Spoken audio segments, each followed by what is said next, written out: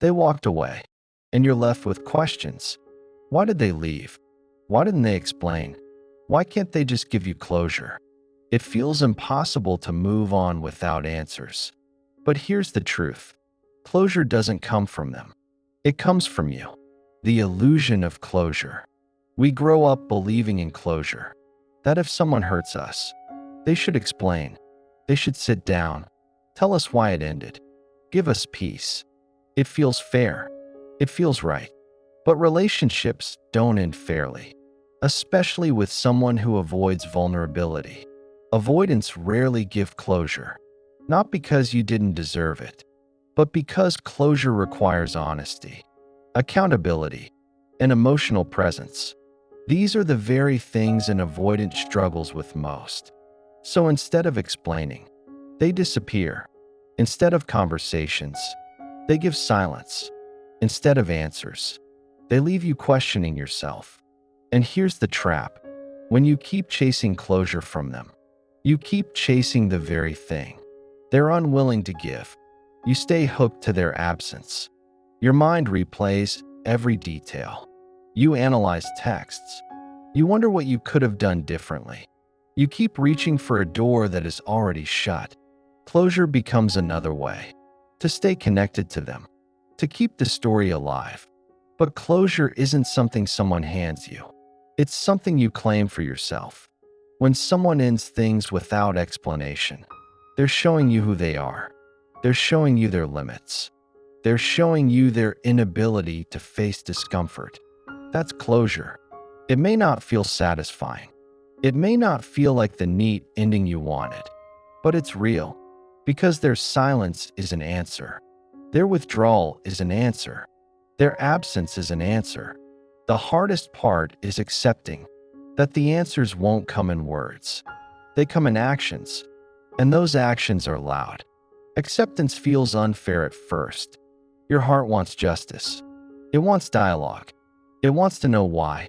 But your healing can't wait for their honesty. If you keep waiting, you hand them the power to decide when you heal. Think about that. Do you really want your peace to depend on someone who left without explanation? The illusion of closure is this. We believe one final conversation will heal the wound, but often, closure conversations do the opposite. They reopen pain. They spark new questions. They stir hope. You think you'll walk away free, but instead you walk away bleeding again. Real closure is not their words. It's your decision.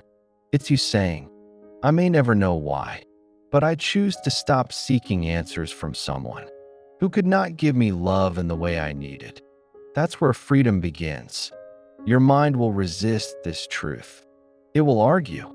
It will pull you back into replaying old moments. It will whisper, if I just understood, I could let go. But think of the cycle. Every time you chase understanding, you delay letting go. The wound stays open because you're still waiting for them to bandage it. But they won't, and maybe they can't.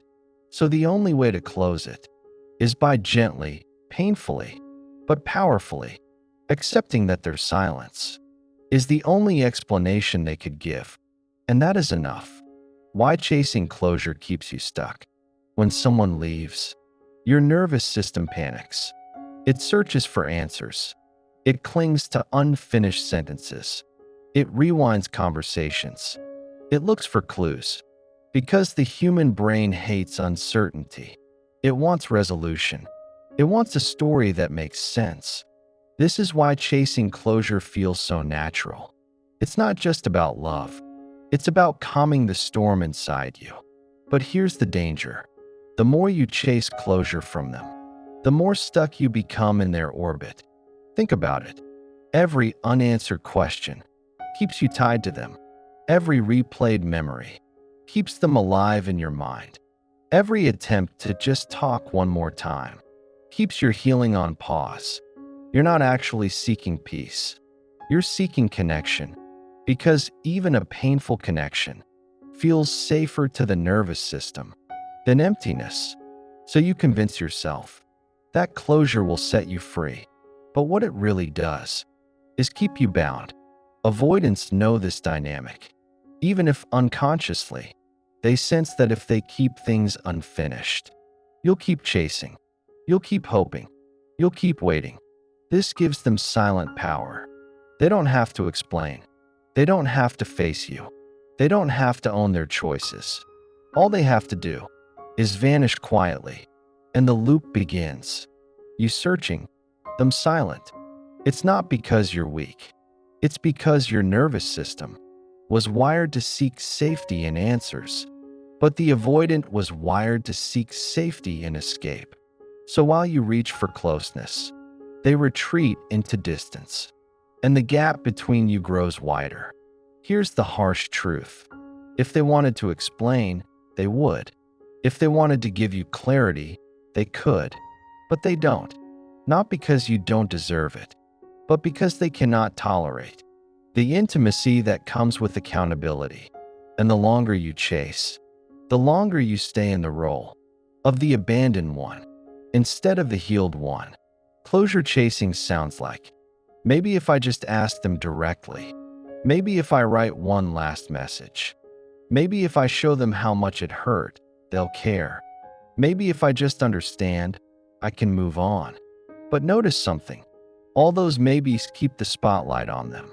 All those maybes keep you waiting for their response. All those maybes delay your healing. Because true closure is not about convincing them to talk. It's about shifting the focus back to you. When you stop chasing closure, something powerful happens. You reclaim your time. You reclaim your energy. You reclaim your dignity. You no longer beg for scraps of explanation from someone who already showed you they couldn't meet you in truth. Instead, you tell yourself, the fact that they left this way is the answer, and I choose to build my peace from that reality. But here's the challenge. Walking away without closure feels like death. It feels like letting go of the last thread that connects you to them. That's why people go back. That's why they text again. That's why they check social media.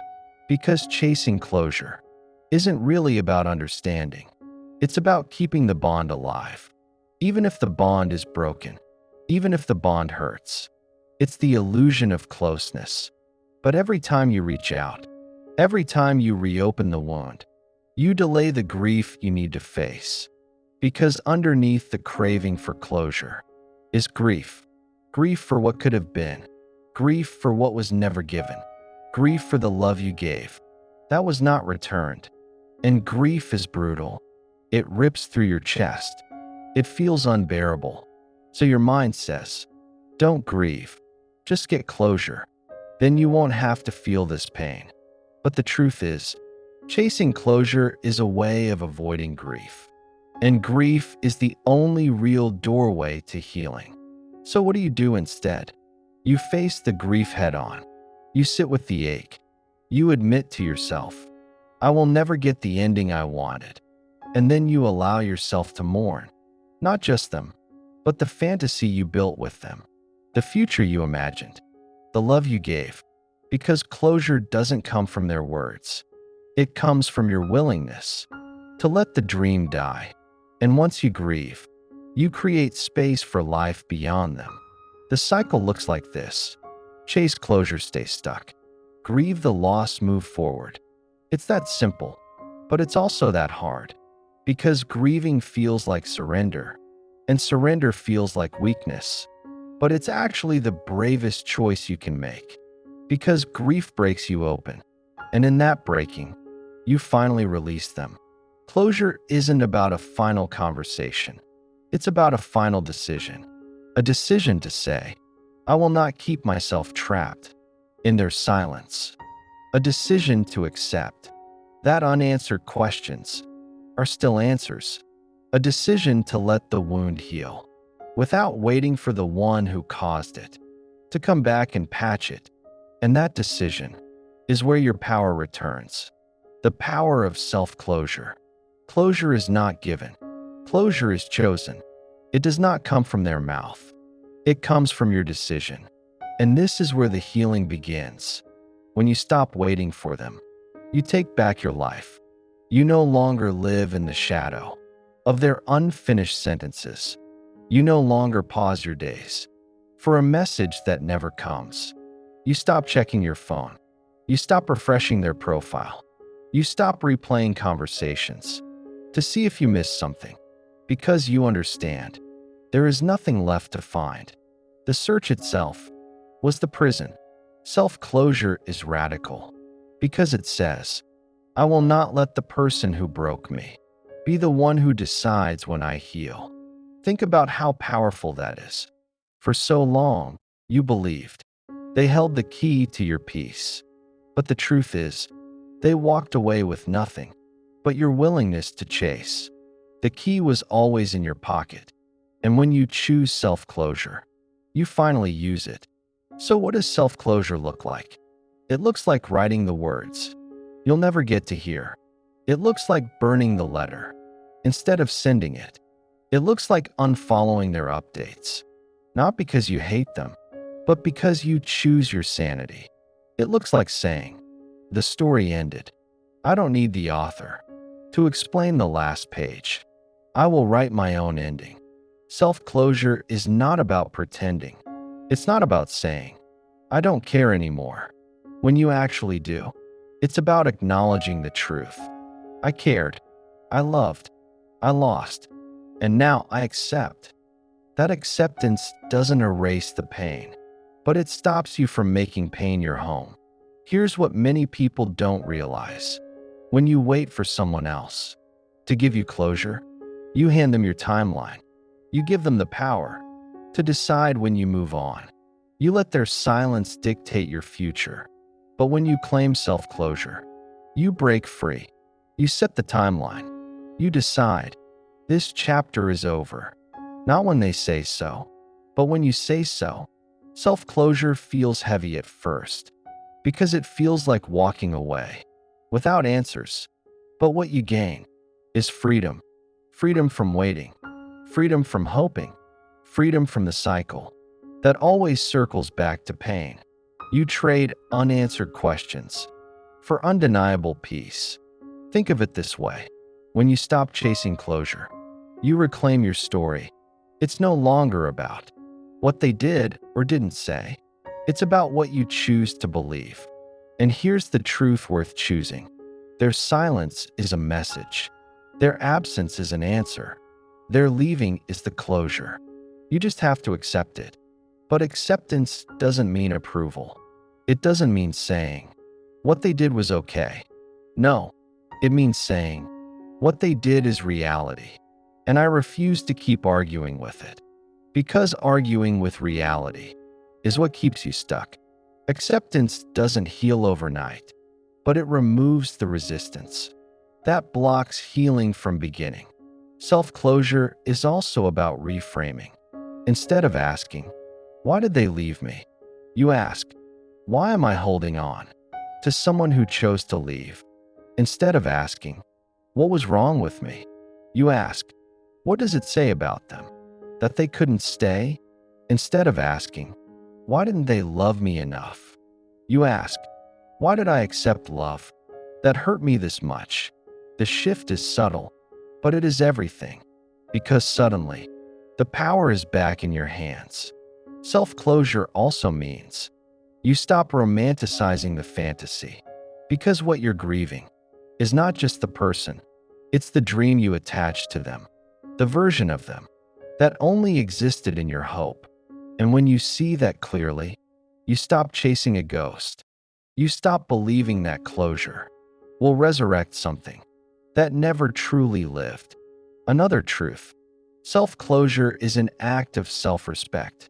It's saying, I don't need to beg for answers from someone who refused to give me honesty when it mattered most. It's saying, I respect myself enough to stop waiting in doorways where I was left standing alone. It's saying, I love myself enough to no longer ask people to validate the pain they caused. That's strength. That's dignity. That's healing. Self-closure often comes in rituals. Maybe it's deleting the thread. Maybe it's blocking the number. Maybe it's putting away their things. Maybe it's journaling every question you'll never ask, and then closing the book. These rituals matter because they tell your nervous system, we are safe, we are finished, we are not waiting anymore. And the more you repeat them, the more your body begins to believe it. But here's the most important part. Self-closure doesn't mean you stop caring instantly. It doesn't mean you'll never think about them again. It doesn't mean you won't have days where the grief ambushes you. It simply means you are not chained to their silence anymore. You are not stuck in the loop. You are allowed to move forward while still feeling. Healing is not about forgetting. It's about carrying differently. And this is the gift of self-closure. You walk away knowing you didn't get the answers, but you gave yourself permission to stop needing them. You no longer chase their words. You create your own. You no longer beg for explanations. You give yourself understanding. You no longer live in their silence. You build a life full of your own sound. And that is the deepest closure of all. Letting go of the fantasy bond. You weren't just holding on to them. You were holding on to the story of what could have been, the dream of who they might become, the fantasy of the love you wanted them to give. This is why letting go feels impossible, because you're not only grieving the person, you're grieving the future that never arrived. The fantasy bond is powerful. It convinces you that the connection was deeper than it really was. It makes you mistake potential for proof. It makes you confuse hope for reality. It convinces you to stay, even when their actions contradicted their words. The fantasy says, they love me. They just don't know how to show it yet. They'll come back once they realize what we had. One day, they'll be the person I always knew they could be. And that's how the bond traps you. Not in what was, but in what you wished it to be. The hardest truth is this. They weren't who you imagined. They weren't the person your hope painted them to be. And every time you excused the distance, every time you forgave the coldness, every time you explained away the silence, you were feeding the fantasy, not living in reality. So how do you let go of that? You start by separating the dream from the person. Ask yourself, what did they actually give me? Not what I wanted, not what I imagined, but what was real. Write it down. See the truth on paper. Did their actions match their words? Did they show up? Did they make you feel safe? Or were you always guessing, always chasing, always waiting? When you answer honestly, the fantasy begins to crack. Letting go of the fantasy bond means choosing reality over hope. It means saying, yes, I saw their potential, but potential without action is just imagination. It means admitting they weren't the version I kept waiting for them to become. They were the version they showed me every day, and that version wasn't enough for me. But here's the conflict. Your heart remembers the highs, the moments they showed affection, the rare times they opened up, the glimpses of the love you always wanted. Those glimpses kept you hooked. They convinced you the fantasy was real. But a glimpse is not a pattern. A moment is not a relationship. A spark is not a flame. You can't build a future on rare exceptions. You can't keep sacrificing yourself for crumbs of connection. Letting go of the fantasy also means letting go of the what-ifs. What if they change? What if I was more patient? What if they really did love me, but couldn't show it? What-ifs are chains. They tie you to illusions. They keep you stuck in a story that never played out. The truth is, if they were meant to show up, they would have. If they were ready to love, they would have. If it was your job to fix them, you'd still be drowning. The fantasy bond keeps you small. It keeps you waiting. It convinces you that healing will come when they return. But real healing comes when you release them and face reality. It comes when you admit, I was in love with a story, but that story was never written. Sometimes the fantasy bond even survives the breakup. You imagine them missing you. You imagine them regretting it. You imagine them growing and finally coming back. But again, that's the fantasy speaking.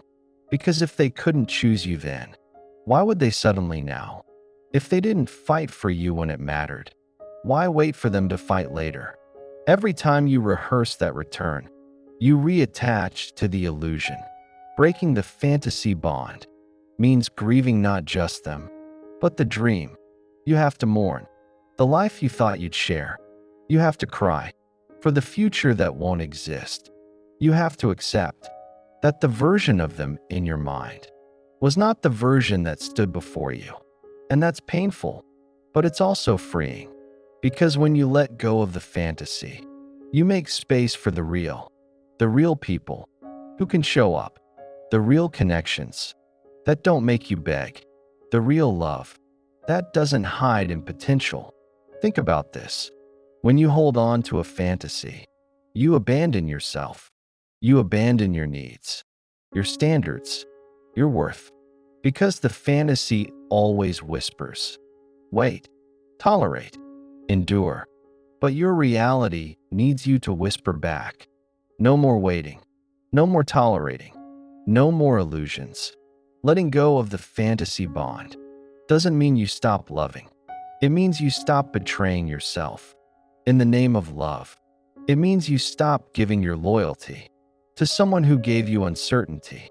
It means you stop building castles on foundations of sand. It means you honor the truth. Fantasy was the rope that tied you to pain.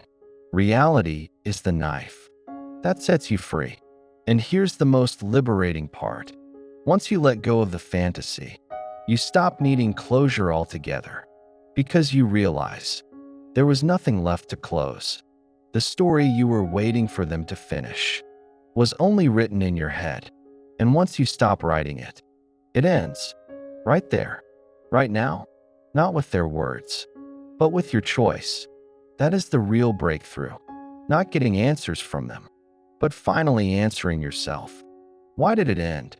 Because it wasn't real love. Why did they leave? Because they weren't ready. Why can't I stop thinking about them? Because I was holding on to the dream, not the reality. And now, I choose reality. I choose me, the freedom of moving forward. When you finally release the need for closure, something powerful happens.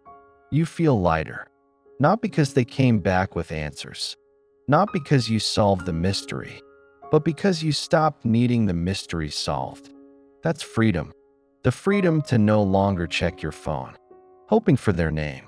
The freedom to no longer analyze every word they said. The freedom to no longer replay every moment in your head, as if one more replay would finally give you peace. You realize peace was never in them. It was always in you. This is the shift. Instead of asking, why didn't they choose me? You begin to ask, why did I keep choosing them? Instead of wondering, what was wrong with me? You begin to wonder, what made me ignore? What was wrong with us? And that shift is the birth of your healing. The freedom of moving forward is not about pretending. You don't miss them. You will miss them at times. That's natural. The heart remembers. The body remembers. The mind drifts back. But the difference is, missing them no longer controls you. It no longer convinces you to reach back out. It no longer makes you believe that your worth depends on their return. You can miss someone and still not want them back. That is freedom. Moving forward means reclaiming your energy. The energy you used to spend waiting. The energy you used to spend worrying. The energy you used to spend explaining, convincing, begging, holding on. That energy is yours again. And when you take it back, your life begins to open. At first, that opening feels uncomfortable. The silence feels heavy. The empty space feels unbearable. The absence feels like loss.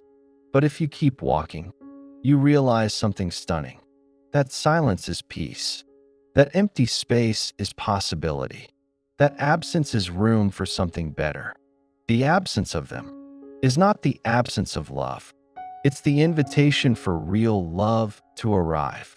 Here's the truth no one tells you. When you hold on to someone who cannot or will not love you fully, you block the one who could. Your heart stays locked. Your arms stay full of ghosts. Your life stays cluttered with what never was. But when you let go, you create room. Room for the kind of love that doesn't leave you guessing. Room for the kind of connection that doesn't make you beg. Room for the kind of partnership that meets you where you are, not where you have to shrink to fit. The freedom of moving forward is also the freedom to choose yourself.